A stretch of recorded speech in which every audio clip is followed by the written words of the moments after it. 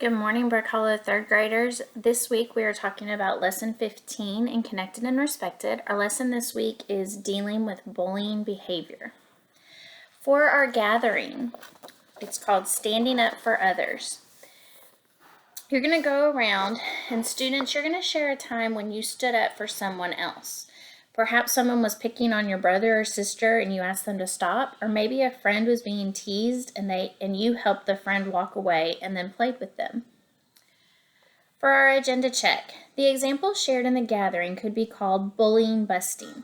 This is a time when we help others or ourselves by standing up to someone who is being mean without being mean ourselves.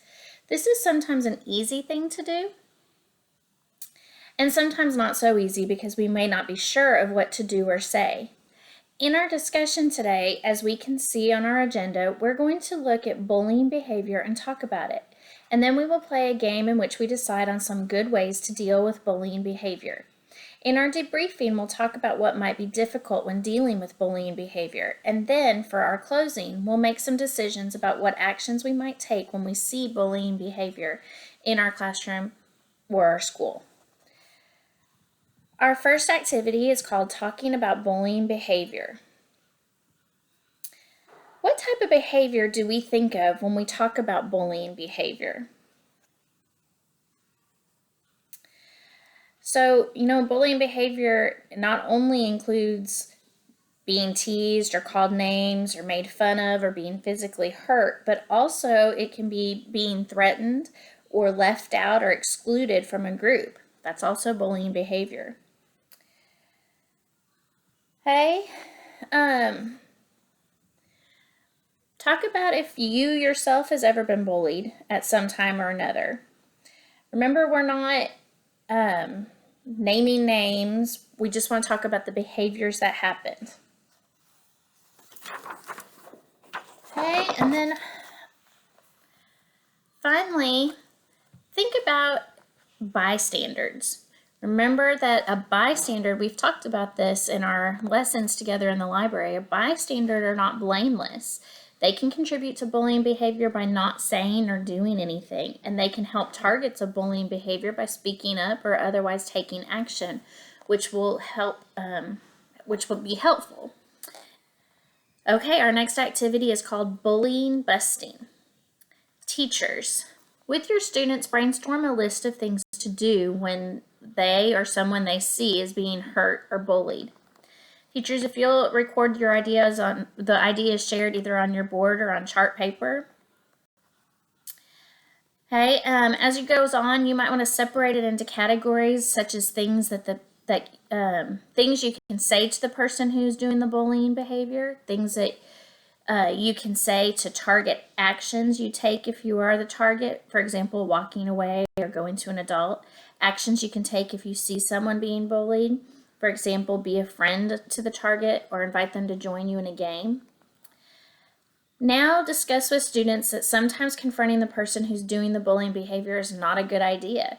If a situation is dangerous, it's important to get an adult. However, if the perpetrator is one's friend, it can be appropriate to say something like, "Hey, don't do that. That's not nice," or get them away from that situation.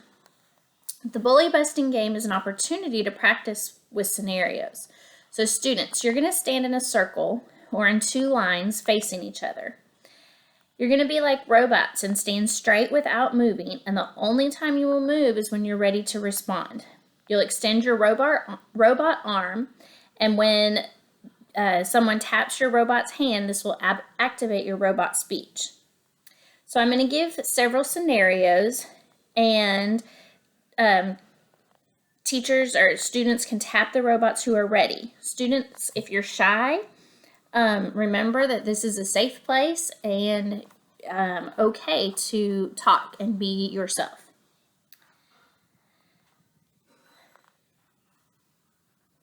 Teachers, once all the scenarios or once several have been heard, ask or share some of the responses that would be most helpful in bullying behavior. So, get ready, robots. So remember, your arms go out when you have a response to bullying busting. You're going to be a bully buster. Someone calls you a name. Take a minute to listen to your robot responses. Here's another one. Someone calls someone else a name. Someone says you can't sit with them at lunch. Someone teases someone else about wearing glasses. Okay, so hopefully you had a minute to hear all the great bully busting responses. We're moving into our debriefing. What was difficult about thinking up responses? This is sometimes difficult, but it can get easier with practice. Discuss which responses do you think you can begin to use? How might playing this game help our school? Has anyone ever spoken up and helped you? Teachers, take a moment and discuss with students about reporting an incidence of bullying behavior. Remember, students, it's not telling or tattling if you think someone is being targeted. It is the responsibility of all members of a caring classroom and a caring school to make sure everyone is respected and safe.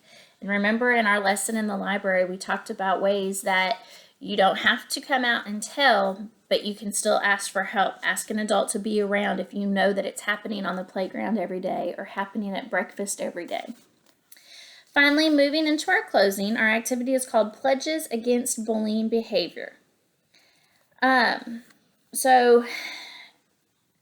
Students, I'd like you to share with a partner one way of dealing with bullying behavior that you've just learned or have been reminded about in this lesson. So you'll share with a partner, and then teachers have volunteers share their pledges or their new ideas that they learned in this lesson that they can take away and use in the future. I hope you all have a wonderful week. We're moving quickly into our next break. We have 2 weeks left, so I hope everybody continues on their very best behavior and they're listening to their teachers and being respectful to one another. My bucket filler bucket has gotten kind of low on bucket fillers in there, so I hope that we can start filling that back up and everybody's earning beaver bucks and bucket fillers. Have a great week.